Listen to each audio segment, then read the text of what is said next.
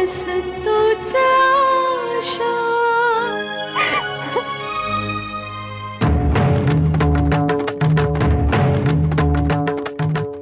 ए बाई,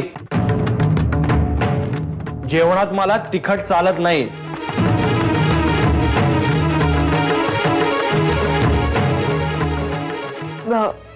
हो, कमी तिखट बनवते, राहील माझ्या लक्षात.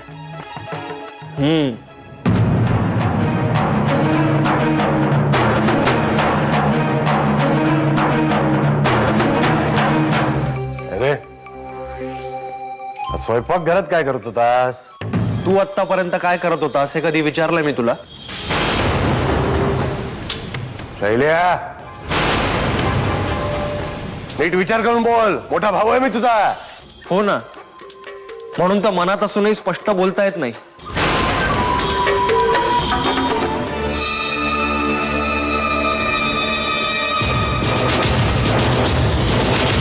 तुम्ही त्या माणसाला शोधून काढू शकला नाहीतच.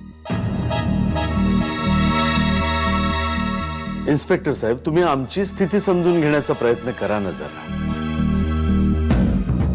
हा मॅडमवर झालेला दुसरा हल्ला आहे. तुम्ही काळजी करू नका, आम्ही त्या मोटरसायकलचा नंबर नोट करून घेतलेला आहे. इन्स्पेक्टर साहेब, मी तुमच्याकडे मॅडमच्या जीवाची हमी मागतोय. तेही होईलच.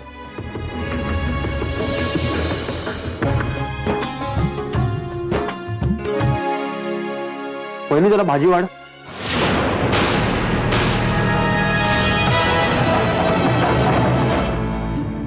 अगं जागृती, तू ऐकलं नाहीस का? शैलूने तुझ्याकडे भाजी मागितली. ए वहिनी, अगाशी बघतेस काय?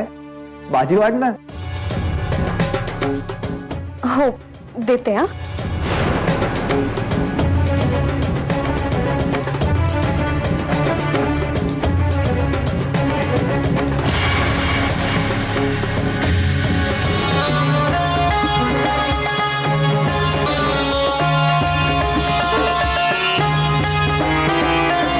तो माणूस पुन्हा हल्ला करू शकतो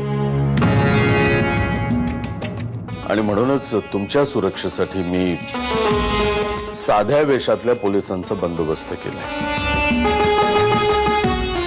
आता ते बरोबर असल्याशिवाय तुम्ही अजिबात बाहेर पडायचं नाही.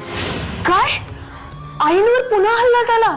हो हो मुक्ता, अगं देवेंद्राने यांचं बोलणं ऐकलं मी. आता तू कुठे निघालीस? मी आईंना फोन करते ना. हे बघ, भावनेच्या आरे जाऊन वेड्यासारखं वागू नकोस. हे काय बोलले विसरलीस तू? तुला या घरात तुझ्या बाळाबरोबर राहायचंय ना? पण मी काय करू? हे बघ, या घरातलं प्रत्येक पाऊल तुला जपूनच टाकावं लागणार आहे. अहो, ती वाड्यावरल्या समध्यांना ना आधी लावाय बघते का काय कळत नाही. काय वय? अहो, सारखं काहीतरी कारण काढून धाकलं मला येत असतात स्वयंपाकघरात. अच्छा, मग शांताबाई, तुम्ही एक काम करा. ते दोघं जण काय बोलतात हे तुम्ही नीट ऐका आणि लगेच मला कळवत जा. जी, काय कानावर आलं ना तर लगोलग सांगायला येईनच की मी.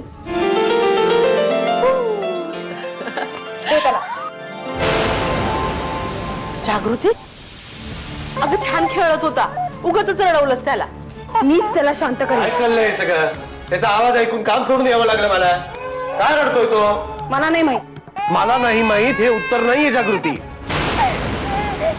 अरे मगापासून जागृतीला मी हेच सांगते, रुद्रला मुक्ताकडे दे, फटकन शांत होतो तिच्याकडे. तो मुळीच नाही देणार मी त्याला. जागृती, त्याला मुक्ताकडे दे.